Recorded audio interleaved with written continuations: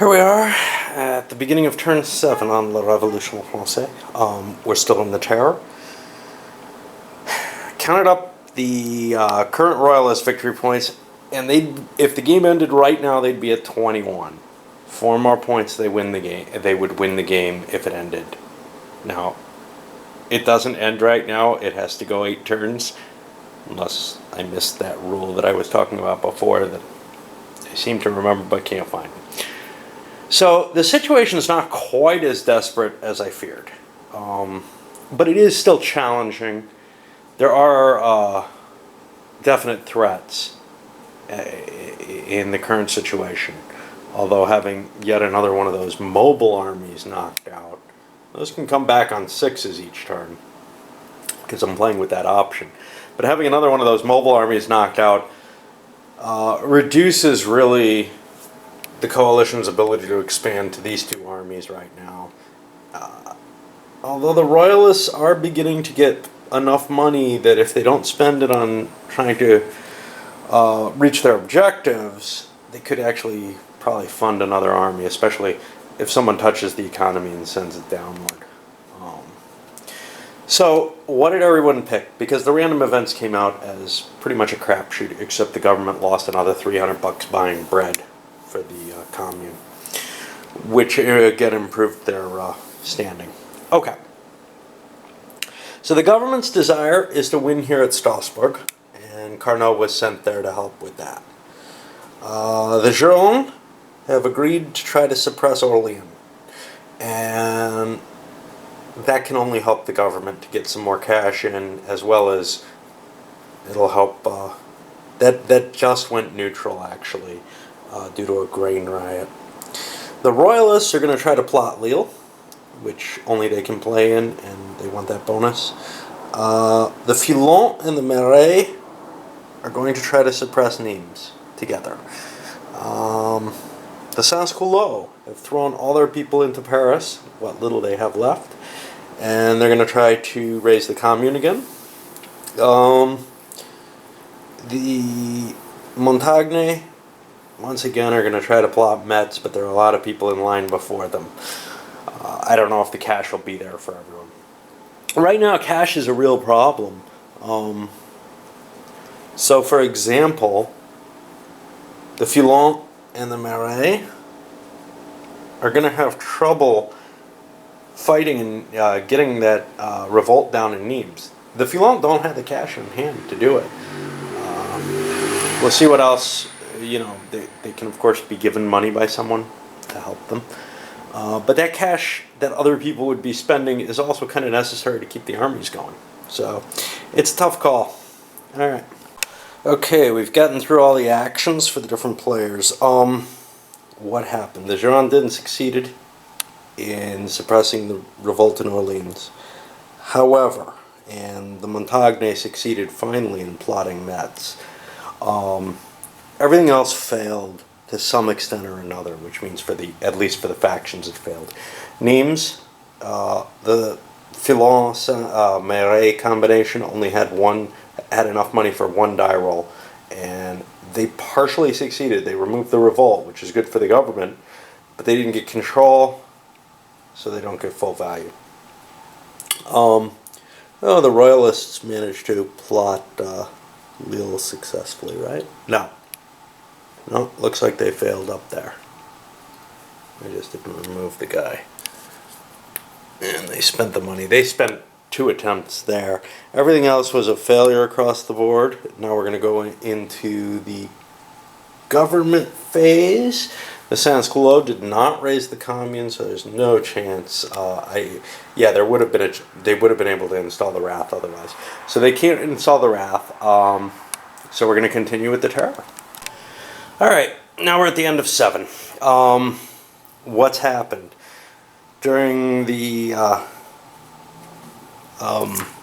government phase? 1 law was passed. The Montagne managed to get conscription passed. That means every turn a new army is produced on the board for the revolutionaries. It's not an absolutely powerful position They can do the levée en masse, which puts like 3 armies on the board, but that hurts the government in power heavily to do. Okay. From there, no new reinforcements. Even the royalists didn't buy anything. We see some advances from the troops. Carnot was unable to have a victory in Strasbourg. There are now 2 revolutionary armies facing there. However, one of the armies moved into Amiens and converted that to part of France again. The royalists, the Quiberon army went to Angers, and the Catholic and Royal army went to Caen.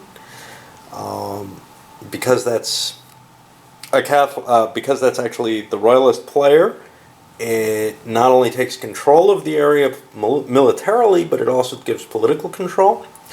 So we see that the royalists are starting to collect a little bit more income.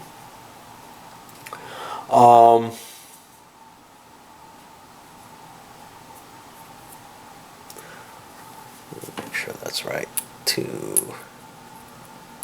Yeah. Who else? Well, that's about it for the military phase. The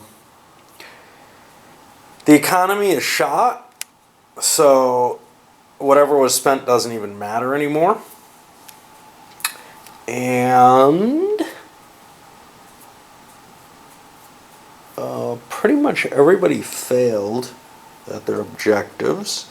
Got a couple successes. The Girondins succeeded with their piles of money. And the Montagne, we already mentioned these. We're seeing the Sans-Culottes at a point where they're producing so little money, they can no longer play, basically. They're not going to be able to raise the commune again. This is the last turn of the game coming up, so they can't wait to do it. So we're not going to see the wrath put into place. We see the low value of most of the fame of the different factions means that it's going to be very hard for anyone to hit 25 points. That's bad for the royalists. If they hit 25, they just win. It doesn't matter what anybody else is doing.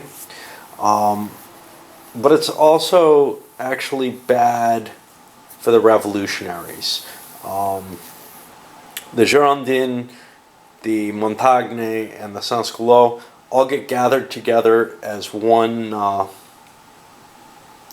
set, the revolutionaries, for determining who wins in any given regime. So that means there will be 3 votes against the revolutionaries, because none of them presumably have 25 points, although the Girondins are doing quite well. They might actually be close. They're at 12, 13, 14, 15, 16, 17 from fame plus areas. But what else? And that's the problem. The king's dead, he's worth points to them. And the regime is really not one that they like. So unless something magical were to happen, and I don't think it's even possible, they're not going to break the 25 points. Opposing them are the reactionaries, who will be the Marais and the Foulons, no matter what the government is. Now, the simple fact that there are less of them means that there are more votes in favor of reaction than there are in favor of revolution, because everybody's going to fail here. So, in this particular case, if the terror survives, I believe that means that no matter what, the Marais are going to win.